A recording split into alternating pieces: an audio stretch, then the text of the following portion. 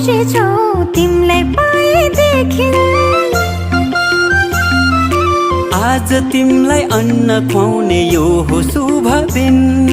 हामी धेरै खुसी छौ तिमीलाई पाएदेखि। मुटुको टुक्रा तिमी, हाम्रो जीवनको खुसी तिमी।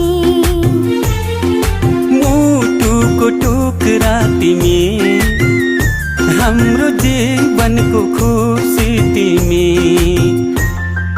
आज तिमीलाई अन्न खुवाउने यो हो शुभ दिन। हामी